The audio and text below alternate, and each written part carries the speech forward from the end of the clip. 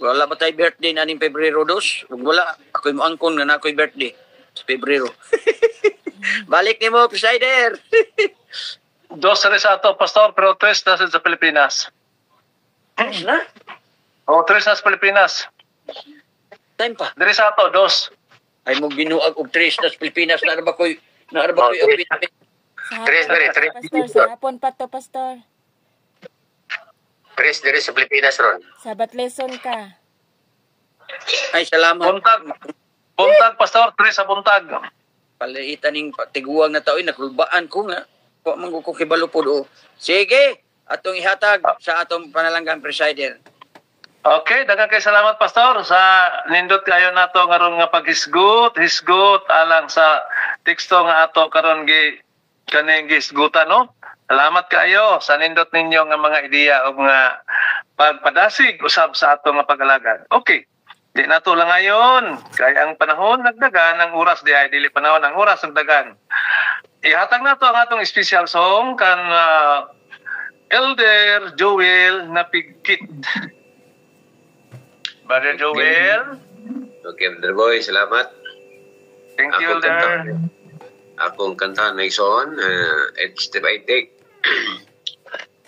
It's day by day, my Savior goes before me, and with His loving hand He leads the way. And with its praise I whisper, I adore Thee. Oh, what joy to walk with Him each day. It's day by day. I know that He will guide me to higher ground.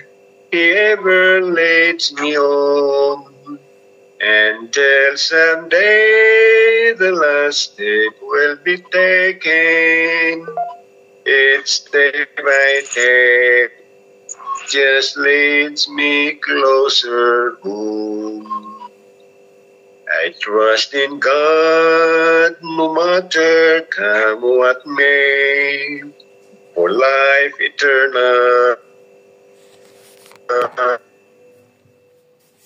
Towards the key that opens up the way, that will lead me to the promised land. It's day by day.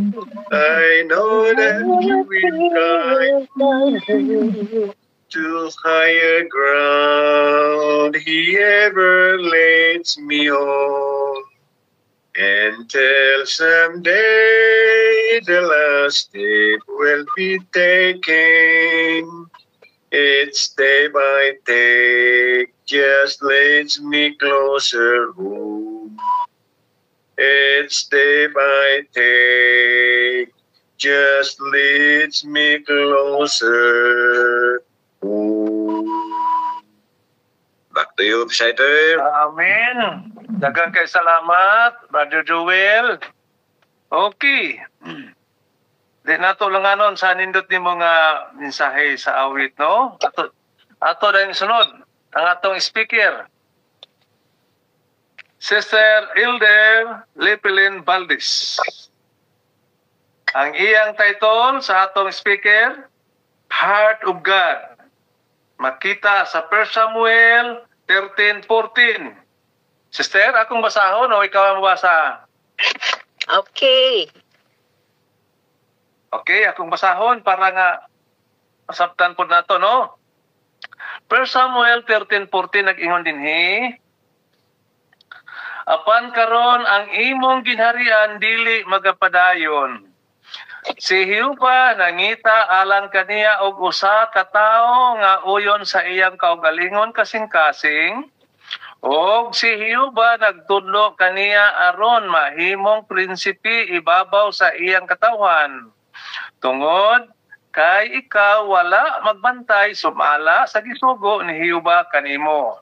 Okay, daghang kay salamat, Sister. Humanan na pagbasa. Imo ng panahon. Thank you. Okay, may buntag sa tanan. It's always a blessing to be with you always. And our lesson for this morning is entitled A Heart for God. No, ang kasing-kasing nga alang gyud sa Ginoo. So, a man after God's own heart, ato magina na ibalaan mga kaigsuunan, no, nga it refers to David. Unya si David pod mga kaigsuunan refer pod ni siya nga equivalent, no? King David is the Bible's Abraham Lincoln, equivalent in his power to capture imaginations and inspire emotions. Si King David in the Bible is compared to Abraham Lincoln. So ako gi-research mga kaigsuunan nga nung gi-compare magidi si David og si Abraham Lincoln. Nagayon diri because they are both great leaders, no? Unya, they were able to face significant challenges. They have personal struggles and moral failings. They have, ang number one yun mga kaigsuunan, ang ilang pagkamapainomsanon, no? Humility. Kanunay sila nagatanaw nga to sa Diyos. Nagaingon pagidiri, silang duha, mga heroes na adunay mga sala, adunay mga kapakyasan with profound impact of the nation, no? Naka-undergo sila og leadership in turbulent times, no? They have personal struggles. They have deep faith in God. But then, they have the ability to unite people. Aduna sila ability, mga kaigsuunan, nga ilang ma-unite ang mga katawhan sa nasud tungod sa ilang pagsalig ngadto sa Diyos, no? Sila adunay mga sayop. Sila adunay mga kapakyasan. Apan bisan pa ni ana ilang gitugyan ang ilang kapakyasan ngadto sa Dios, mao na nga nahimo silang successful leaders. Mao na nga ang comparison sa ila mga igsuon. So, ato makita diri mga igsuon, we will be talking this morning about the 5 lessons from the life of David. No, number 1, mao ni ang gigikanan sa atong title, A Heart for God. No, ang yang kasing-kasing alang ragyod sa Ginoo. Ang lesson niya to makita sa kinabuhi ni David, number 1 mga kaigsunan, a heart for God prepares us to be used by God. Kung ang atong kasing-kasing atong gid kanunay ipreparar ngadto sa Dios, ihatag ngadto sa Dios, bisan pa sa atong mga kapakyasan mga kaigsuunan, mangayo ta og pasaylo, gitugyan nato sa Dios ang atong kapakyasan. Ang atong kapakyasan ma-turn into a strength, no? By God's power, ang kapakyasan, our weaknesses will become our strength. So mao ni mga igsuon nga a heart for God prepares us to be used by God. Unsaon pag gamit sa Ginoo kung ang atong kasing-kasing dili wala mahisentro ngadto sa Dios. Mao na mga igsuon nga David is chosen to be king because he has what Saul does not. What Saul does not. A heart for God.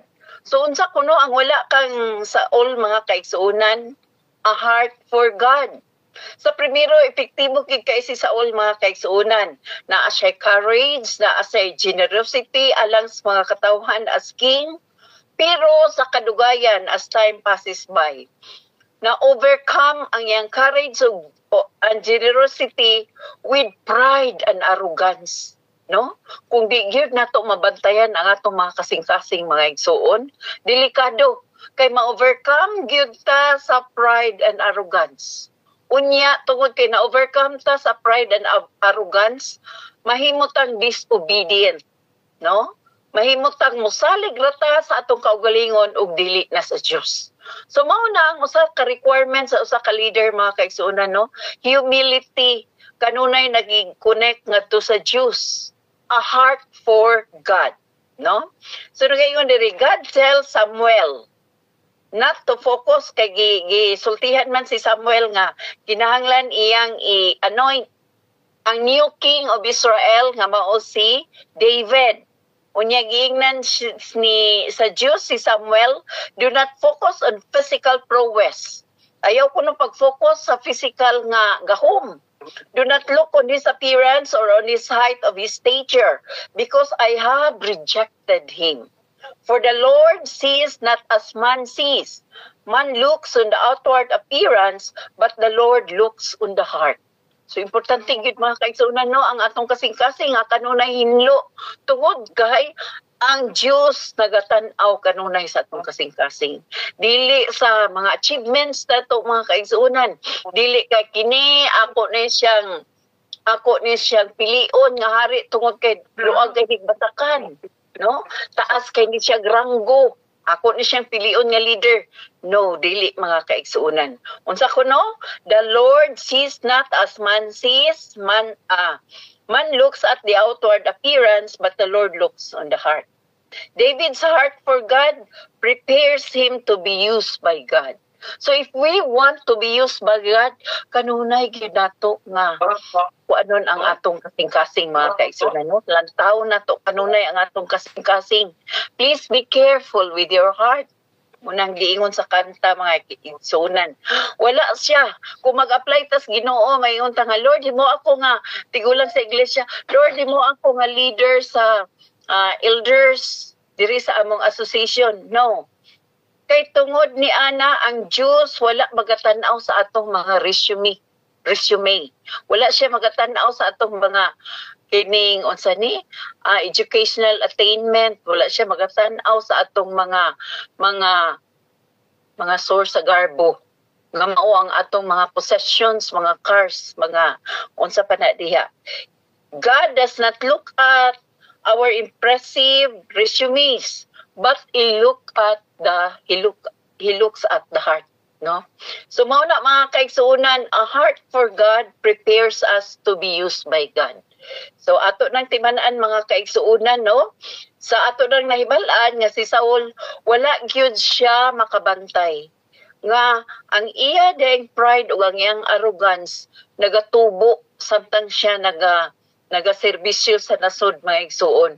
Unya misunod na dayon ang disobedience.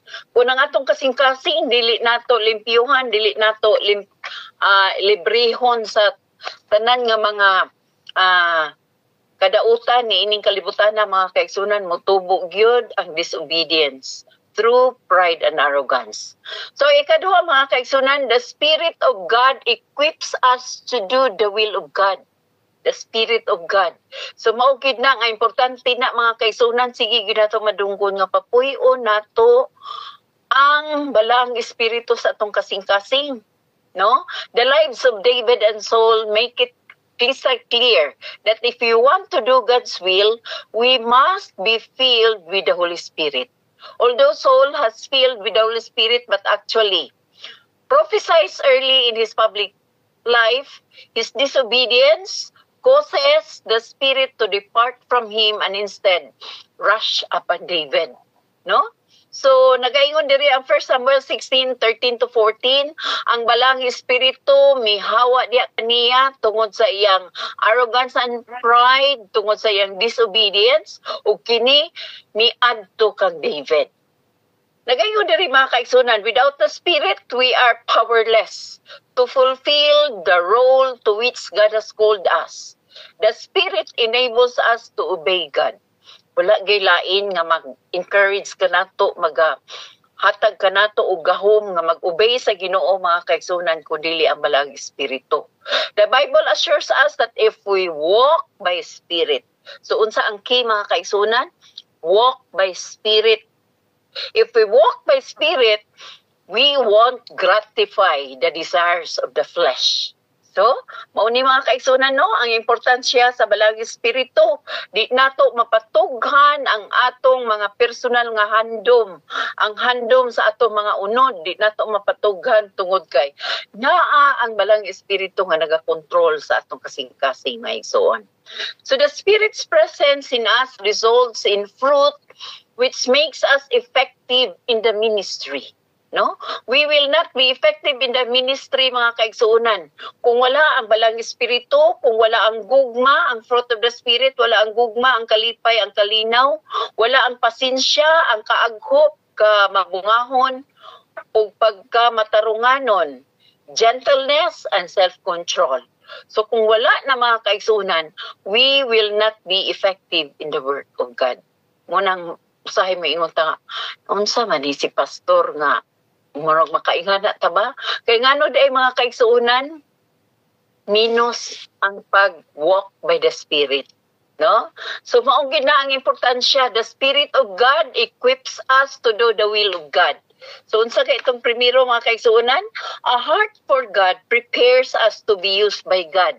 Kung ang atong kasing-kasing kanunay nagatanaw ngadto sa Dios, nakikonekta ngadto sa Dios, kini mo preparar kanato nga kita mahimo nga mahimo ta nga epektibo diha sa buluhaton sa Ginoo. Muni nga kinahanglan nato ang balang espiritu, Galatians 5:22 and 23, kinahanglan gyud mga kaigsuonan nga we will walk by the Spirit. Okay? So number 3, it's better to fear God than to be 9 feet tall. No? Mas maayo gyud kuno mga kaigsuonan nga bahala ta gamay, small but terrible. Kay kanong terrible mga kaigsuonan? Kay ang Dios anaa kanato. Ang Dios na ata sa atong likod nga mo-cuts kanato samtang kita matumba, no? Munang giingon niya sa Isaiah 43:2 mga igsoon nagaingon siya nga, if we walk across the rivers, if we walk through the fires, if you walk through the fires, I will be with you. Dili ka masunog, dili ka malungos tungod kay anaa ako. So mauna si David mga kaigsuonan, nahimo niya nga na iyang napildi si Goliath tungod kay siya nahadlok sa Ginoo, labaw pa sa iyang hadlok na si Goliath nga mao ang 9 feet tall. Dili ta mahadlok sa atong kaaway nga dako kaayo mga kaigsuonan tungod kay mas dako pa ang Dios nga nakikauban kanato kaysa problema sa mga challenges nga atong atubang mga igsuon. It's better to fear God than to be 9 feet tall. Mas maipangagamay pero terrible mga kaigsuonan. Small but terrible because God is with us. No? So, nagaingon diri David, trusted God. God wants the same kind of fear to be a part of our lives. Unsa kuno mga kaigsuonan, ang Ginoo gusto nga kita adunay respeto ug kadlok sa Ginoo sama sa respeto ug kadlok ni David. If we fear God more than anyone or anything else, we will be able to obey and please Him in powerful ways. No? Nainomnoman lang ako mga kaigsuonan karon lang nga adunay mga principal nga to China last week. Unya nadakop sila diha sa embassy mga kaigsuonan tungod kay nagdala-dala man og habak niya kuanan gid siya kaning habak bitaw nga siya gayran, siya proteksyonan samtang siya moadto dito sa China. Maoy-noy nakapahold kaniya until now to pa siya sa China mga kaigsuonan kay gi-examine pa to iyang habak, no? So akong na-relate ni diri, it's better to fear God than to be 9 feet tall. Usahay mo salig ta mga kaigsuonan. Ingon pa bitaw among principal nga abi ni Mulin pag adto nako Saudi Arabia. Sakit kay akong kamot ko ngano man. Dako kay akong gidala nga birhen. Di ako sa yambag mga kaigsuonan kay katong birhen mao toy mo protect kaniya kay first time siya nagadtong Saudi Arabia. So sa ingana pagta mga kaigsuonan no atong pagsalig anaas mga butang, no? Pero kulang ang atong pagsalig sa Ginoo. Wala na tay kinahanglan nga magdala-dala paghabak. Wala na tay kinahanglan kay ang habak katong habak kay mura raman gyud siya capsule mga kaigsuonan. Gamay ra gyud kay siya yang gi ikot diri sa iyang hawak. Munto yang habak kay yung protection. Pero maoy nakapahold kaniya dito sa China. To pa siya karon. Unya ang uban lagi man yung magpahilot na gyud ko kay murag na frozen akong shoulder. Tungod kay sige kung bit-bit sa berhin. Ngani kawa ko nung makitaan mga kaigsuonan ang iyang berhin. No? So, ingana mga kaigsuonan kung parehas ta ni David, nga aduna lamang tay pagsalig o kahadlok sa Dios. Wala gyud makatumba kanato mga kaigsuonan. Ang promises sa Ginoo, kasaligan gyud mga igsuon, no? Kasaligan gyud. Nga kung ikaw magatuman lang sa akong kabubuton. Ikaw, nagasalig lamang kanako, I will protect you from any dangers. No?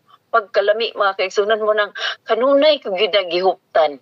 Kung ikaw magatabok sa nag-ulbo-ulbo nga sapa, Kung ikaw magatabok sa kusog kaayo nga kalayo, you will not be burned, you will not be drawn by the water. Tungod kay ang Diyos mas dako pa sa nagulbo-ulbo nga sapa, mas dako pa sa nagulbo-ulbo nga kalayo, no? So it's better to fear God than to be 9 feet tall, no? Usay ganahan gyud kay tang motaas unta akong ilong, di ba? Na ay magparituki kay gusto gyud og outward appearance, mga kaigsuonan. Apan wala gipreparar ang kasing-kasing alang sa Dios. So unsa importante mga kaigsuonan, ang kasing-kasing, we should have that ear, kaning dalunggan kanunay na nato nga madungog mga kaigsuonan, no, atong dalunggan kun itapo siya, ang porma niya sama sa kasing-kasing. Tungod kay if our ears are ready to listen to God's word, no, kung kanunay ta nagapaminaw ngadto sa Dios, ang atong kasing-kasing mahimong mahinlo, ang atong kasing-kasing mahimong mapuno sa balang espiritu, ug kita kanunay maprotektahan, ug kita kanunay maandam alang sa buluhaton sa Ginoo. So mao na ang atong ikatulo, limaran ni mga kaigsuonan. Ang ikaupat, the glory of David is not David at all, it's Jesus Christ. No? Ang himaya nga anak kang David, dili gyud ang iyang kaugalingong himaya. Apan unsa mga kaigsuonan, ang himaya ni Hesukristo. So mausad na mga kaigsuonan, no? David's life is one example of the many pointers and prophecy that speaks Jesus Christ. David is pointing to the greater Christ. This is the significance of Peter's answer to Jesus. He said to them, "But who do you say that I am?" Simon Peter replied, "You are the Christ, the Son of the living God." So naklaro gid nila mga kaigsuonan, no, nga siya anak sa buhi nga Dios. Tungod kay diha sa iyang kinabuhi samtang aniya siya dinis kalibutan mga kaigsuonan, na reflect yun niya ang himaya sa Dios. Siya mapainobsanon, siya kanunay nagaampo, nagakonektar ngadto sa Dios, no? Wala gid niya gipadako ang iyang kaugalingon mga kaigsuonan. Unlike ang Saul mga kaigsuonan nga unsa, samtang siya nagaserbisyo, no? Sa pero maipag kay andagan apan sa diha nga ni nadugay na siya sa serbisyo, nitubo ang garbo ug nahimo siyang arugante ug dili na, ug ang balang espiritu ni palayo kaniya. Unya miadto kang David, ingon ang teksto mga kaigsuonan, mao to hinungdan nga si David nahimong na-anoint siya ni Samuel. So mga kaigsuonan, nagaingon pagidiri, when your days are fulfilled and you lie down with your fathers, I will raise you up, your offspring after you. You shall come from your body, and I will establish his kingdom. He shall build a house for my name, and I will establish the throne of his kingdom forever. So mo na makita sa 2 Samuel 12:13. Kung unsa kuno mga kaigsuonan, kung kita nagapabilin niya gyud sa Ginoo, kung ang atong kasing-kasing kanunay nagatan-aw ngadto sa Dios, ang Ginoo will build a house for his name, and I will establish the throne for his kingdom forever. Mao na ang nahitabo ni King David mga kaigsuonan, no? Mausad na ang nahitabo ni Abraham Lincoln mga igsuon. So nagaingon diri, this is to human figure, si Solomon, si Hezekiah, si Josiah. The greatest kings of Israel live at least 70 or 80 years. None of them had an eternal kingdom. This is Jesus Christ, the Son of David, who is the King above all kings, who will live and reign forever. So diha sa kinabuhi sa matag usa ka hari mga kaigsunan, gikinahanglan nga ang Dios magasiga, ang himaya sa Dios magasiga sa matag usa ka kasing-kasing. Kita usab mga kaigsunan giawag gyud ta, no, nga kun ato kapuy-on kanunay ang balang espiritu, kun kanunay kita nagalimpyo sa atong mga sala. Mo to atong teksto kagabi nga gi-discuss ni pastor nga ang constancy kanunay pagpadayon og ang repentance gikinahanglan gyud na mga kaigsuonan nga sa aron ni ana ang Diyos magapakita sa iyang gugma dinhi sa atong matag usa ka kinabuhi. Ug ang last mga kaigsuonan, sin can bring horrible consequences. Mao ni ang sa kinabuhi ni David mga kaigsuonan, no? Bantayan gyud nato mga kaigsuonan nga impossible ang atong sala dili kay ta kuan sa sala, no? Mahiktan sa sala. Why? Because sin can bring horrible consequences, but sin can be forgiven. Ang sala mapasaylo mga kaigsuonan. Apan ang resulta sa sala dili mawala, no? Ato gid na pagadawaton ang resulta sa sala tungod kay resulta na siya sa sala. Pero ang atong sala ma-forgive sa Ginoo. Labi na kung sincero ang atong paghinulsol mga kaigsuonan, no? Kung naatay consistency sa pag-repent, no? Kung naatay repentance kanunay mga igsuon, ato isugid kanunay ngadto sa Dios ang atong mga sala. Pero unsa kuno mga kaigsuonan, sin can bring horrible consequences. Ato gini makita sa kinabuhi ni David mga kaigsuonan, no? Ang example diri nga gihatag mga igsuon, Samuel showed that sin can result in horrible consequences. Eli the priest fails to fear God and his 2 sons are killed. Mo ni makarelate ta ani mga kaigsuonan, no? Madlok gyud ta. Eli the priest fails to fear God and his 2 sons were killed because of it. No? Dibala na nato mga kaigsuonan, iyang 2 ka anak namatay. Napagidiri, Saul fails to obey and honor God and the kingdom is given to another man. No? So pulihan gid ita mga kaigsuonan, no? If we fail to honor God, the kingdom is given to another person. Mao na mga kaigsuonan, no, nga kanunay gid ta maginulsol, kanunay gid nato i-search.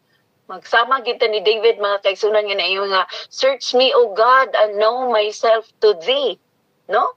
Kanunay gid nato hangyon ang Ginoo nga Lord. Unsa man ni akong kasing-kasing, ako itugyan di kanimo. Ganahan sad ko sa ampo ni Ma'am Mary nga, Lord, take charge of our heart because we cannot surrender it to you. Tinuod gid mga igsuon, no? Usahay dili kita ka surrender sa atong kasing-kasing adto sa Dios. Muna ato ingon nga, Lord, kuha, no? Please take charge of our heart because we cannot surrender it to you, no? So, mausad na si David, mga kaigsuonan, but David's sin against Bathsheba shows the most vividly of all. When David takes Bathsheba and kills her husband Uriah, he sins in so many ways. He sins in so many ways, and the Lord is not silent. Sa kuno mga kaigsuonan, ang Ginoo dili mo hilom sa atong mga sala. Pagkadelikado mo na atong gikuan sa atong leksyon, no? God's wrath, justice, love, no? Naagi consequence sa atong mga sala mga kaigsuonan. The Lord is not silent or indifferent to them. Sa atong mga sala. In fact, He promises to bring the sword upon David's house. And that sword takes 4 of his sons.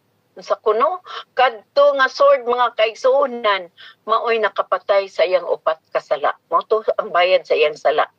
Such sobering consequences for sin are meant to cause us to fear falling into sin. So wala gid di matago mga kaigsuonan, no? Mao na nga naatay Bible para ma-recall nato ang mga past, ang mga history sa atong mga leaders so that gituyo gid na mga kaigsuonan nga mga experiences, ang mga history, gituyo gid na og sulat so that it will give us a lesson nga atong malikayan pagkapatsada nato mga kaigsuonan, no, tungod kay aduna tay mga leksyon nga ato ning malikayan tungod kay aduna history nga atong mabasa. Nagayon pa gyud diri. But there is forgiveness in the life of David as well. After Nathan, the prophet confronts David to his sin, David confesses. So, importante yun kaayo nga ikumpisal nato ang atong mga sala. Unsa day nahitabo mga kaigsuonan? Nathan then speaks the forgiveness of God. The Lord has put away your sin. Mao ni ang gikuan ni Nathan, no? Mga kaigsuonan ngadto kang King David.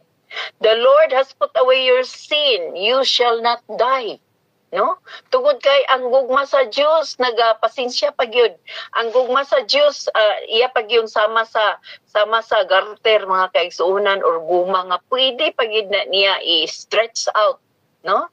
Unya mapasaylo niya ang atong mga sala. Pagpasaylo sa atong mga sala, managingon diri, David's true repentance is matched by the Lord's forgiveness. Ang tinuod nga pagpangayo, pagbasol ni David mga kaigsuonan, na match yun sa pagpasaylo sa Ginoo. So importante yun mga kaigsuonan nga ikumpisal nato atong mga sala, atong i-repent ang atong mga sala. Nga sa aron ni anak kita malimpiyuhan. But unsay giingon mga kaigsuonan, we cannot be excused sa horrible consequences sa sala nga atong nahimo, no? Sin can bring horrible consequences, but sin can be forgiven. So mao ni mga kaigsuonan ang 5 ka mga lesson nga atong makita sa kinabuhi ni David. A heart for God prepares us to be used by God. So kanunay gid ta makigdugtong sa Ginoo, kanunay gid nato i-prepare ang atong mga kasing-kasing adto sa Dios aron kita magamit di sa iyang buluhaton. What is important is our availability, no? Sabi nga, bisikay ko. Napag-iubat nga, adi lang sa ko karon magpa elder kay ngano, kining, na-promote ko, unya, dako kayo akong kuan diya sa DepEd, dako kayo kong kining, responsibility sa DepEd, dili ko gusto nga kuan ana-ana. Okay, so na no, a heart for God prepares us to be used by God. Muna ang lesson 1 sa kinabuhi ni David. Ikaduha, the Spirit of God equips us to do the will of God. No, so atog yung papuyon ang Balag Espiritu kinahanglan hinlo ang atong kasing-kasing, because the Holy Spirit cannot mix with the evil thoughts, evil deeds. Dili siya mapuyo sa atong kasing-kasing kon kuan mo na ang kanta sa bata mga kaigsuonan, no? Sa gamay pa mi kusog kay kumukanta, himuong itom ni Satanas ang atong mga kasing-kasing, apan himuong puti ni Jesus ang atong mga kasing-kasing. But never nga mo ipon ang itom ug ang puti mga kaigsuonan. Mupuyo ang Balang Espiritu kung limpyo ang atong kasing-kasing. Nga ikatulo, it's better to fear God than to be 9 feet tall, no? So, mas maayo mga kaigsuonan nga ang atong mga kahadlok ato as Ginoo, atong respeto ano as Ginoo, nga kita gayud kanunay naningkamot sa pagsunod sa iyang kabubuton kaysa mahadlok ta sa dako kaayo nga tawo, sa dako kayo nga mga problema mga kaigsuonan. Sa liga nato ang pagsalig sa Dios, ang iyang mga saad sa Dios, tungod kay ang iyang saad dili mapakyas, no? Mapakyas ang tawo apan ang Dios dili mapakyas sa iyang saad. Lesson 4, the glory of David is not David at all. So dinhi mga kaigsuonan, kung naato gyud ipapuyo ang Balang Espiritu sa atong kasing-kasing, kung kanunay gyud ta nagabantay, kung kanunay gyud ta nagaingon sa Ginoo nga search me O God, sama kang David mga kaigsuonan, ang kinabuhi ni Hesukristo ania sa atong maania sa atong mga kasing-kasing, sa atong kinabuhi. Magasiga ang himaya sa Dios dinhi sa atong kasing-kasing. Not I but you, no? Manang giingon ni David mga kaigsuonan, dili ako apan ikaw ang makita dinhi sa akong kasing-kasing, dinhi sa akong kinabuhi. So the glory of David is not David at all, it is Jesus Christ. Mao na ang ikalima mga kaigsuonan. Busa mga igsoon, ato gyud awaton si David, ato sad awaton si Abraham Lincoln. We will be successful in our leadership mga kaigsuonan kung ang Dios ato tugutan niya, siya gyud ang magagiya sa atong mga dalan, no? David is pointing to the greater Christ, no? So mao ni mga kaigsuonan nga kita gyud mga igsuon, maningkamot gyud ta nga ang vision sa Ginoo alang kanato mo nang giingon niya nga samtang anaa ka pastaguangkan sa imong inahan, ikaw nakit-an ta na ka. Ang Dios nakaila kanato sa gamay pata. Then ang mga numero sa atong buhok may balance Ginoo, walay natago sa Ginoo mga kaigsuonan. Mo na nga kinahanglan gyud nato nga itugyan ngadto sa Dios ang atong mga sala, i-confess ngadto sa Dios ang atong mga sala, no? Mao ni ang prayer ni Salmista David mga kaigsuonan, no? Be thou my vision, O Lord, my heart. not be all else to me, save that thou art. Thou my best thought by day or by night, waking or sleeping, thy presence my light. So unsa ko mga kaigsunan ni naot unta amahan nga ang imong mga hunahuna maoy ako hunahuna sa matag adlaw ug gabi. Samtang ako natulog, samtang ako nagamata, hinaot unta nga ang imong presensya maoy akong kahayag. Pagkagwapo nga pagampo mga kaigsunan, no? Hinaot unta mga kaigsunan nga ato sa tugutan nga ang presensya sa Ginoo maoy atong kahayag. Bisan kita matulog, bisan kita magalakaw sa dalan, hinaot unta nga ang iyang kahayag, presensya maoy atong kahayag ug makit-an dinhi sa atong matag usa ka kinabuhi ang kahayag sa Dios, and we will be successful in the work God has given us. So mao ni akong pag-ampo. Back to you, presider. Thank you for listening. Daghang kay salamat Sister Mig sa imong nindot kay gang mensahe, no? Kanang atong speaker gikan sa Malay-Balay Bukidnon. Salamat kaayo sa atong speaker nga nindot gid kaayo ang iyang gipasabot kanato. Naara nato ug mosabot og dili. Ang importante padayon kita sa atong pag-alagad. Okay, di nato lang ngayon ang pag-adlib sa atong worship. Wala man si Sister Mary, makaita na ako dinhi, bro, na siguro busy siguro ang atong first elder, no? Ako lang hangyoon, pwede na ko ihangyo si Sister Lorna Reyes, siya ang atong closing intercessory prayer. Sister Lorna, pwede ka makaampo niya human sa closing song? Favorite boy. Okay, salamat kayo Sister Lorna. Okay. Ato na sa dayon, ipadayon. Sa dili pa na ko ihatag ang closing prayer ni Brother Willie Bilapil. Akong pasalamatan ang tanan nga naa dinhi nagauban sa ato, no? Akong pasahon, akong pasalamatan ang tanan. Sister Lidita, Sister Pastor Emilio Sabio, o Sister Lorna, o Sister Brother Joel, o Sister Mix, o Sister Eldin, Pastor Nilito, Sister Brother Salnard, Sister Titis, Brother and Sister Salim, Sir Joy, Brother and Sister Bernardo, Sister Marilo, og si Brother Ernesto, Sister Josephine, Sister Jean, Rabbi, o ba no sab ka Brother John Rabbi, og nadayon Sister Nida, og Sister Elena, Sister Amy, Sister Brother and Sister Sini, og si Brother Willie. No, akong salamatan ang tanan sa inyong pagtambong sa atong gihimo karon nga worship. Okay, ato na ihatag ang panahon. Kumana si Pastorista, ato ginakanunay pasalamatan Pastorista kay mao ginang atong advisor kanunay nga maayo ang iyang mga pamagi. Okay. Ihatag natong panahon kang Brother Willie Pilapil sa iyang closing song. Brother Willie, imo ng panahon.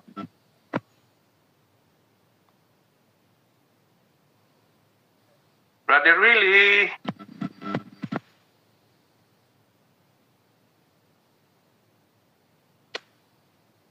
Hello, Brother Willie. Nadungog ko nimo Brother Willie.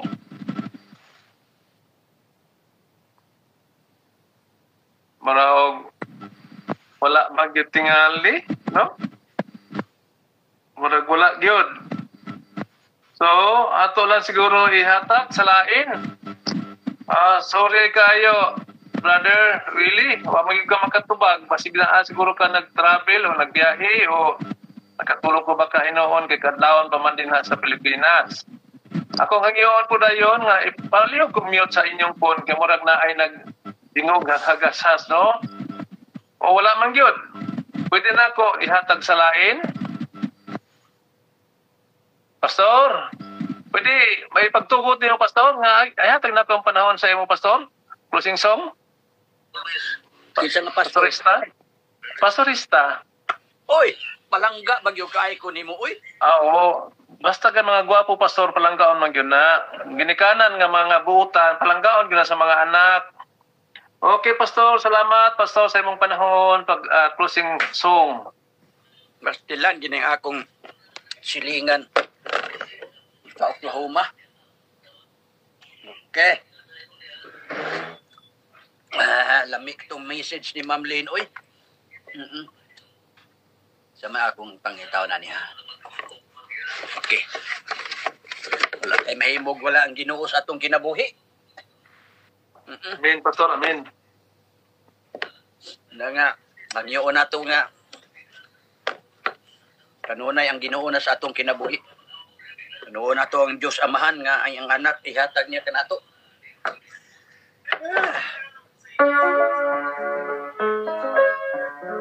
Numero 83.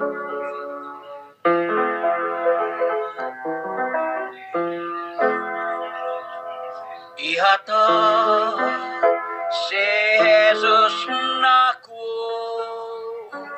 kayang ko maniada ko muagi ang kalibutan hugman niya pabilin o pagkadako sa gugma o baka maluluyo o kahibulong ang gugma kanunay nagpadayo ihatag si Jesus nako nga maong kalipay ko og siya ang magbalantay kaniya mo pahulay o pagkadako sa gugma o pagkamaluluyo o kahibulong ang gugma kanunay nagpadayon ihatag si Jesus nako pahiyong niyadako sa akong pagpanlakatan siya ka na kumuwang o pagkadako sa gugma o pagkamaluluyo o kahibulong ang gugma kanunay nagpadayo.